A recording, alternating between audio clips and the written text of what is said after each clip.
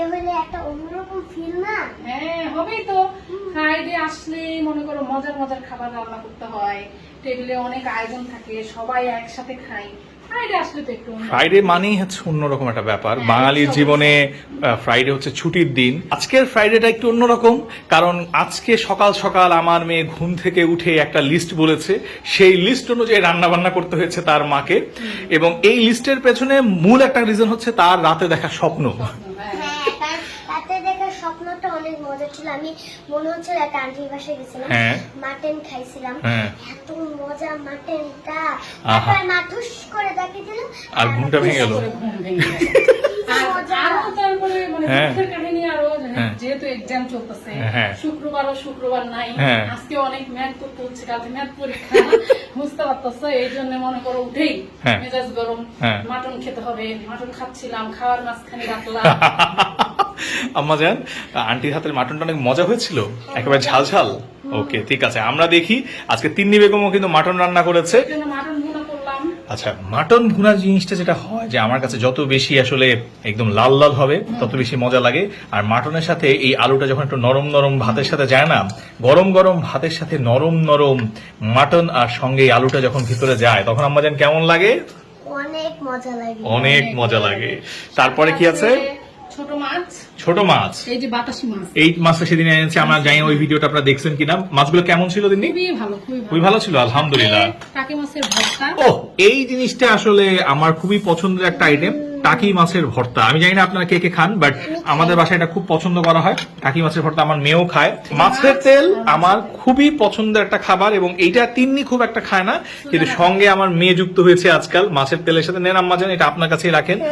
সাথে মাছ ভাজা, এবং সঙ্গে হচ্ছে কাতল মাছ ভাজা, এটা আম্মা রান্না করেছে। এবং সঙ্গে আছে এই খাট্টাটার ব্যাপারে আলাদা করে বলতে হবে, এই খাট্টাটা খুবই মজা। সঙ্গে কি এটা? জলপাই। সঙ্গে আছে মাছ ভাঙা, এটা হচ্ছে নলা মাছ, আচ্ছা, ছোট ছোট টুকরা করে ভেজে দিয়েছে। এর আগে আমরা একবার এই খাট্টাটার কথা যখন বলছি না, অনেকেই আমাদের পেজে ইনবক্সে এবং কমেন্টসে লিখছিল যে এই খাট্টাটা, টক খাট্টাটা কিভাবে রান্না করা হয়। অনেকে জানে, হয়তো অনেকে জানে না।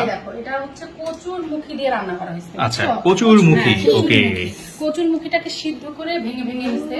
আচ্ছা, তারপরে এটার মধ্যে হলুদ, মরিচ আর ধনিয়া, আর কোনো কিছু দেয়নি। তারপরে যখন এটা খুব কষানো হয়ে গেছে, অনেক বেশি পানি দিছে। ডাল যেরকম রান্না করি সেরকম পানি দিতে হয়। পানি দেওয়ার পর পানিটা যখন একটু ঘন হয়ে আসার আগ মুহূর্তে রসুন ছেঁচা, তারপরে এই যে জলপাই দেওয়া হয়। তারপর জলপাইটা যখন একটু সিদ্ধ হয়ে আসে, টক ছেড়ে দেয়, তখন মাছ দেওয়া হয়। তারপরে যখন এরকম একটা কনসিস্টেন্সিতে আসে, তখন কিন্তু নামায় ফেলা হয়। এইটা খুবই মজা হবে। রান্নাতে আমরা কোনো পেঁয়াজ দিই না, এই রান্নাতে আমরা কোনো তেল আলাদা করে দিই না, ওই যে মাছটা ভাজা হয় ওইটুকু। এবং এটা টক হওয়ার কারণে এটা মানে এটা খুব মজা লাগে। এবং এটা দিয়ে আমার হচ্ছে যেটা হয় যে যখন জ্বর টর হয় না, ধরো বাসায়, মানে তখন কি হয়, খেতের কোনো রুচি থাকে না, কিন্তু ওই সময় এই ধরনের খাট্টা খেতে খুবই ভালো লাগে। আপনারা ট্রাই করে দেখতে পারেন। আর বিশেষ করে যখন গরম পড়ে না, তখন টক জিনিস খেলে শরীর কিন্তু মানে বলা হয় যে রক্ত পরিষ্কার হয়। এক্স্যাক্টলি, এই যে গরমের সিজনে মানুষ বেশি বেশি টক জাতীয় জিনিস খেতে। আর এখন বাজারে কিন্তু অলরেডি জলপাই চলে আসছে। এই জলপাইটা অনেক টক, অনেক মজা। সো আই হোপ যে খেতে ভালো লাগবে। সো মোটামুটি আমার মনে হচ্ছে যে আমরা এখন খাওয়া দাওয়ার বিবরণ শুনে মানে খিদা লেগে গেছে। ভাত নিয়ে আসো।